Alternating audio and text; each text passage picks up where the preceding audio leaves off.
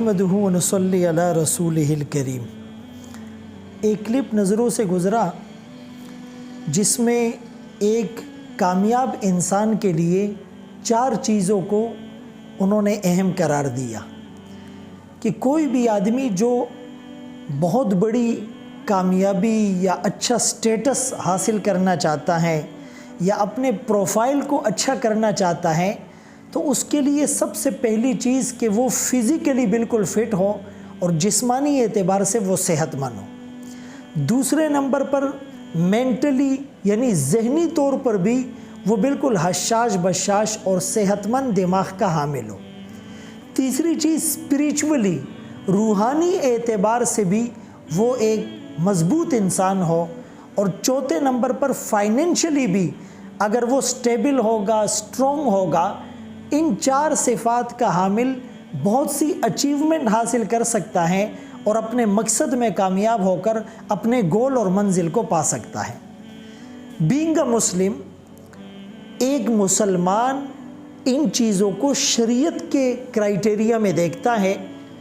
رسول اللہ صلی اللہ علیہ وسلم کی تعلیمات میں ہمیں وہ ساری چیزیں نظر آتی ہیں جو آج دنیا مختلف کتابوں کے ریفرنسز اور حوالے دے کر ہمیں سمجھانا چاہ رہا ہے۔ پہلی چیز کہ کسی بھی کامیاب انسان کے لیے فزیکلی اس کا جسمانی طور پر صحت مند ہونا بہتر ہے۔ رسول اللہ صلی اللہ علیہ وسلم نے فرمایا المؤمن القوی، ایک قوی اور مضبوط اعصاب کا مالک جو مومن ہوگا وہ اللہ کے ہاں بہتر اور پسندیدہ ہے ایک کمزور مومن سے۔ جسمانی اعتبار سے جو کمزور ہوگا وہ لمبی رکعت اور لمبے سجدے نہیں کر سکتا، وہ تبلیغ میں جگہ جگہ نہیں پھر سکتا، وہ جہاد کے میدان میں اپنی صلاحیتوں کا لوہا نہیں منوا سکتا، حج اور عمرے کے مناسک کو وہ اچھے طور پر پرفارم نہیں کر سکتا۔ اسی طرح جتنے خیر کے کام ہیں اس میں وہ کبھی بھی وہ بہت زیادہ اچیومنٹ حاصل نہیں کر سکتا۔ اسی طرح دوسری چیز کہ مینٹلی اور ذہناً بھی وہ ایک بہترین اعصاب کا مالک ہو۔ رسول اللہ صلی اللہ علیہ وسلم نے فرمایا انما الاعمال بالنیات، اعمال کا دار و مدار نیتوں پر ہوتا ہے۔ اور دوسری حدیث میں فرمایا نیت المؤمن خیر من عملی، مومن کی نیت اس کے عمل سے بہتر ہے۔ اب نیت کسے کہتے ہیں؟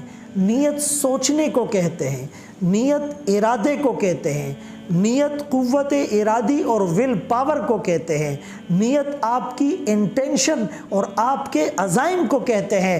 آج کتابوں میں یہ بات لکھی جاتی ہے کہ just thinking about some thing causes your mind to release neurotransmitters، کہ جب آپ کوئی اچھا سوچتے ہیں تو پلیجر ویو کی صورت میں آپ کے دماغ سے ہارمونز نکلتے ہیں اور اس سے آپ کی صحت پر، آپ کے دماغ پر، آپ کے معاشرے پر اچھا اثر پڑتا ہے۔ تو یہ بات تو رسول اللہ صلی اللہ علیہ وسلم نے بہت پہلے بتلا دی، اس لیے کہ وما ينطق عن الهوى ان هو الا وحی یوحی، آپ اپنی خواہش سے، اپنی مرضی سے نہیں بولتے، آپ جو بھی بولتے ہیں اللہ کی وحی بولتے ہیں۔ تو یہ جو مینٹلی ایک آدمی کیسے اچھا پرفارم کرے گا جب اس کی پازیٹیو تھنکنگ زیادہ ہوگی، جب اس کے مثبت سوچ زیادہ ہوگی اور وہ منفی سوچوں سے اور منفی تاثرات سے بچ جائے گا۔ اسی لیے تو حدیث پاک میں فرمایا کہ مومنوں کے ساتھ اچھا گمان کرو۔ یہ جو بدگمانی اور بد زبانی ہے یہ 2 ایسے عیب ہے جو انسان کے ہر کمال کو زوال سے بدل دیتے ہیں۔ تو جتنی مثبت سوچ ہوگی اس کے اچھے اثرات ہمارے دماغ پر، ہمارے اعصاب پر مرتب ہوں گے اور پھر ہم معاشرے کے اندر خیر پھیلانے کا ذریعہ بنیں گے۔ تیسری چیز کہ اس کا اسپریچولی بھی مضبوط ہونا یہ شرط اور بہتر ہے۔ تو دیکھیں جب آپ کا جسم بھی صحت مند ہو گیا اور آپ کے ذہن اور دماغ مینٹلی طور پر بھی آپ صحت مند ہو گئے تو آپ کی روحانیت میں اضافہ ہوگا۔ آپ کی روحانی اور باطنی صلاحیتیں وہ دنیا کے سامنے آشکارا ہوگی اور آپ کی ول پاور کا تعلق آپ کی روحانیت کے ساتھ ہے۔ رسول اللہ صلی اللہ علیہ وسلم نے اسی لیے تو فرمایا کہ جتنا جو گناہوں سے بچے گا وہ سب سے بڑا عبادت گزار بن جائے گا۔ اتق المحارم تکن اعبد الناس، قرآن کریم میں اللہ نے حکم دیا وَذَرُوا ظَاهِرَ الْإِثْمِ وَبَاطِنَهُ۔ حرم میں بیت اللہ میں ایک بہت بڑے اللہ کے ولی سے جب ملاقات ہوئی تو ہم نے ان سے کہا حضرت کچھ نصیحت فرما دیجئے۔ حضرت نے بڑا مختصر جملہ ارشاد فرمایا کہ قرآن کی آدھی آیت بتا رہا ہوں، اگر اس پر عمل ہو جائے آپ کی دنیا آپ کے لیے جنت کا نمونہ بن جائے۔ وَذَرُوا ظَاهِرَ الْإِثْمِ وَبَاطِنَهُ، گناہوں کو چھوڑ دو، وہ ظاہری ہو کہ باطنی ہو، صغیرہ ہو کہ کبیرہ۔ یہ جو صغیرہ اور کبیرہ کی ہم نے ایک تقسیم کر دی ہے، یہ تقسیم یہ تو صرف ظاہری اعتبار سے ہے۔ ابن قیم رحمۃ اللہ علیہ فرماتے ہیں یہ نہ دیکھو گناہ چھوٹا ہے یا بڑا، یہ دیکھو جس ذات کی نافرمانی کر رہا ہوں وہ ذات کتنی بڑی ہے۔ لا صغیرۃ مع الاسرار، صحابہ اکرام رضی اللہ عنہ فرماتے تھے کہ کوئی گناہ بار بار کرنے سے چھوٹا نہیں رہتا، ولا کبیرۃ مع الاستغفار، اور بڑے سے بڑا گناہ استغفار اور توبہ کے بعد گناہ نہیں رہتا، کبیرہ نہیں رہتا، اللہ اسے معاف کر دیتے ہیں۔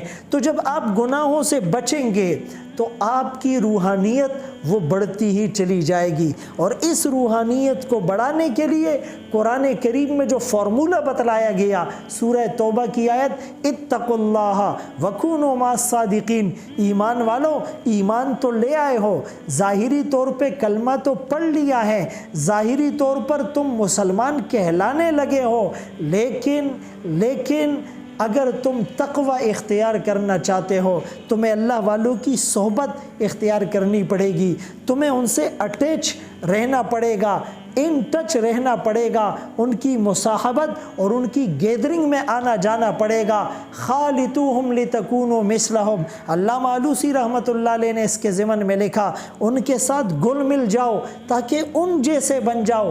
حکیم الامت مجدد ملت اشرف علی تھانوی رحمۃ اللہ علیہ کیا خوب فرما گئے، فرمایا اللہ والوں کے پاس اس کثرت سے آنا جانا لگا رہے کہ لوگ سمجھے یہ تو ان کا اپنا خاص آدمی ہے، اللہ والوں کے پاس اس طرح ہمارا آنا جانا لگا رہے۔ فرمایا اللہ والوں کی صحبت میں رہو، اٹ مینز اللہ والوں کے پاس پڑ جاؤ، ان کے در پہ، اللہ والوں کے در پہ پڑ جاؤ، کثرت کے ساتھ تمہارا آنا جانا اور انٹریکشن ان کے ساتھ زیادہ رہے۔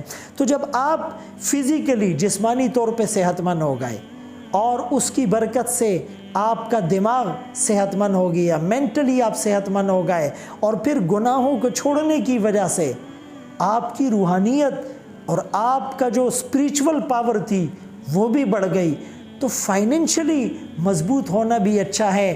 میں اس کو بینگ اے مسلم قرآن و سنت کے تناظر میں یوں ڈیفائن کروں گا کہ اگر آپ کے پاس حلال مال آ گیا تو اس مال کو تو خیر کہا گیا، انہ لحب الخیر لشدید، اس مال کو تو فضل کہا گیا، وابتغوا فضلا من ربکم، اس مال اور اولاد کو تو دنیا کی زیب و زینت قرار دیا گیا، المال والبنون زینت الحیات الدنیا۔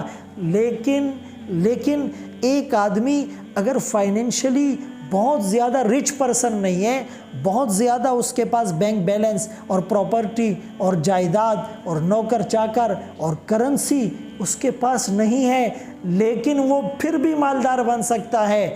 رسول اللہ صلی اللہ علیہ وسلم نے فرمایا کہ اصل غنا تو دل کا غنا ہوتا ہے، جو دل کا غنی ہو جائے وہ تھوڑے سے پر اکتفا کر لیتا ہے۔ قد افلح من اسلم ورزق کفافا وقنعہ اللہ بما آتا، تحقیق کامیاب ہوا وہ شخص جو اسلام لایا، جس کو بقدر کفایت روزی ملی اور اس نے اس پر قناعت اختیار کر لی، دل اس کا غنی ہے۔ لیکن جس کا دل غنی نہیں ہے، جو حریص ہے، جو لالچی ہے، جو دنیا کے پیچھے پاگلوں کی طرح آواروں کی طرح پھر رہا ہے، وہ ارب پتی کھرب پتی بلینئر ہونے کے باوجود بھی وہ واویلا کرے گا، وہ ہائے ہائے اور چیخے گا، چلائے گا، اور اس کی جو بھوک ہے وہ مٹے گی نہیں۔ ایسے آدمی کے بارے میں فرمایا کہ انسان کے پیٹ کو تو قبر کی مٹی ہی بھرے گی۔ اسی لیے فرمایا منہومان، دو بھوکے ایسے ہیں جن کا پیٹ کبھی نہیں بھرنے والا، ایک دنیا کا بھوکا، ایک علم کا بھوکا۔ تو اکارڈنگ ٹو شریعہ اگر ہمارا دل غنی ہو جاتا ہے تو ہم مالدار بھی بن جائیں گے۔ ان چاروں صفات کے حصول کے لیے ہم شریعت مطہرہ کو فالو کریں۔ ایک مسلمان ہونے کی حیثیت سے ہمارے اچھی بات کو لے ضرور، لیکن قرآن و سنت کے سانچے میں ڈال کر، قرآن و سنت کے زاویے سے دیکھ کر جب ہم چلیں گے ہمیں سنتوں پر عمل کرنے کا ثواب ملے گا۔ اللہ ہم سب کو ان باتوں پر عمل کی توفیق نصیب فرمائے۔